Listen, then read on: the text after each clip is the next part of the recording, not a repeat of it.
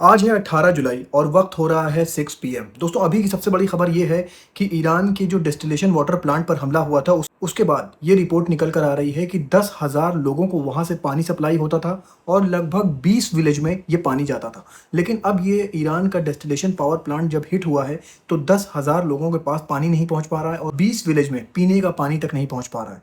अब मैं दोस्तों बता दूं, इसके बाद ईरान ने कहा है कि हमने यूएस के एसेट को हिट किया है, बहरीन में, जॉर्डन में, कुवैत में, और लगातार हिट करते जा रहे हैं। मतलब कि कोई भी घंटा ऐसा नहीं जा रहा है जब ईरान हमला नहीं कर रहा है कुवैत पर, बहरीन पर, जॉर्डन पर। और इसी के साथ मैं आपको बता दूं कि ईरान की तरफ से एक और बयान आया है। ईरान ने कहा है कि कुवैत के 2 पावर प्लांट को हिट किया है और एक वाटर डिस्टिलेशन प्लांट को और हिट किया है। और अमेरिका की सेंटकॉम यूनिट, जो कि मिडिल ईस्ट में अमेरिका की आर्मी है, उसकी तरफ से बयान आ गया है। सेंटकॉम ने कहा है कि हमने लगातार 7 दिन तक ईरान के ऊपर हमला कर लिया है और इस हमले में हमने ईरान की जो भी ड्रोन थे, वॉरशिप्स थी और जो भी उसके सर्वेलेंस साइट्स थी और मिलिट्री लॉजिस्टिक्स थी, सबको तबाह कर दिया है। इसके बाद ईरान का भी बयान आया है। ईरान ने कहा है कि जो भी लेटेस्ट हमला किया है अमेरिका ने, उसमें 3 लोगों के मारे जाने की खबर है।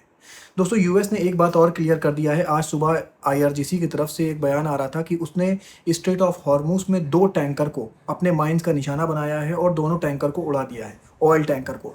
इसी के बाद आज सेंटकॉम का भी बयान आता है। सेंटकॉम ने कहा है कि आईआरजीसी ने जो ये बयान दिया था ये बिल्कुल गलत है, कोई भी टैंकर को उड़ाया नहीं गया है स्ट्रेट ऑफ हॉर्मुज में। अब दोस्तों मैं बता दूं, कुवैत ने ईरान के हमलों को कंडेम किया है और कहा है कि अब हम लोग सारे वो कदम उठाएंगे जो कि हमारी कंट्री के लिए बेनिफिशियल होगा। कुवैत ने कहा है कि हमें अपनी कंट्री को डिफेंड करने का फुल राइट है। दोस्तों इससे ये छुपा हुआ मैसेज ईरान की तरफ जा रहा है कि अब हम लोग अमेरिका की वॉर को ज्वाइन करेंगे ईरान के खिलाफ।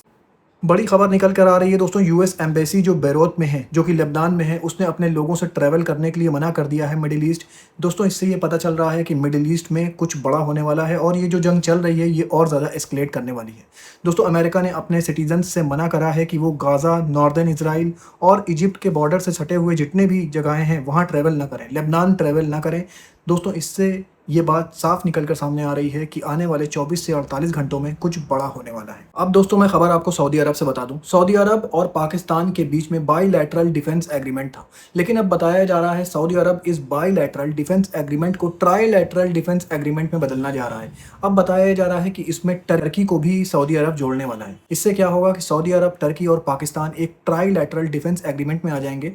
अगर सिंपल वर्ड में आपको बताऊं तो इस डिफेंस एग्रीमेंट का मतलब ये है, अगर तीनों कंट्री में से किसी भी एक कंट्री पर हमला होता है तो वो तीनों कंट्री पर हमला माना जाएगा और बाकी की 2 कंट्री उस तीसरी कंट्री की हेल्प करेंगे। अब मैं खबर आपको रशिया और यूक्रेन की बता दूं। यूक्रेन ने बहुत बड़ा हमला कर दिया है रशिया के ऊपर। रशिया के कैपिटल मॉस्को में जो उसकी लॉजिस्टिक सेंटर था, जो उसका ई कॉमर्स सेंटर था, जैसे कि अमेजोन, फ्लिपकार्ट वगैरह का ई कॉमर्स सेंटर होता है, उस तरह का ई कॉमर्स सेंटर था मॉस्को में, जिस पर एक ड्रोन अटैक किया यूक्रेन ने। इसके बाद आप ये जो देख रहे हैं धुएं के बादल, ये चारों तरफ फैल गए। और दोस्तों इस तरह का आसमान आपने पहले कभी नहीं देखा होगा। ये देखिए, ये जो आप आसमान देख रहे हैं, धुएं के बादल यहाँ से उठते हैं और फिर ये खलाओं में चले जाते हैं। इसके बाद क्या होता है, ये धुएं के बादल जो होते हैं ये एक तरह से एक जगह पर जम जाते हैं। दोस्तों इस तरह का सीन शायद ही आपने कहीं देखा होगा या फिर आपने कोई फ्यूचरिस्टिक मूवीज़ में देखा होगा।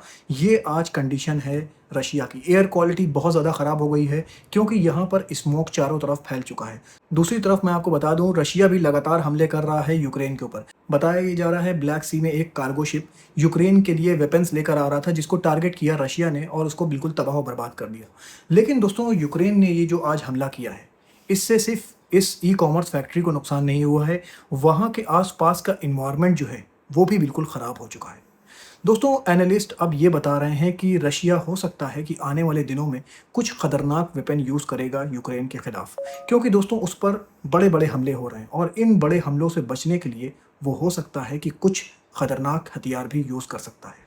अब दोस्तों मुझे आपको बताने की ज़रूरत नहीं है कि वो खतरनाक हथियार क्या होंगे। अब दोस्तों मैं आपको वेदर रिपोर्ट बता दूं। चाइना में फ्लड और बारिश का सिलसिला रुका तो मलेशिया में शुरू हो गया। दोस्तों मलेशिया में भी आज ज़बरदस्त बाढ़ आ गई और बताया ये जाता है एमवे हेडक्वार्टर के पास ये बाढ़ देखी जा रही है। दोस्तों वहाँ पर आप ये जो कारें देख रहे हैं ये खिलौनों की तरह तैर रही थी। ये जो आप फुटेज देख रहे हैं ये मलेशिया से निकल कर आ रहा है और बताया ये जा रहा है यहाँ पर भी अब बाढ़ का खतरा मंडरा रहा है। दोस्तों दुनिया में हर जगह अब ये देखा जा रहा है, कहीं बाढ़ कहीं सूखा, तो वेदर जो पैटर्न है वो बहुत तेज़ी के साथ बदल रहा है। दोस्तों ऐसा ही खबरें लेकर मैं आपके पास आता रहूँगा। अपना बहुत ख्याल रखिए और मुझे भी अपनी दुआओं में याद रखिए।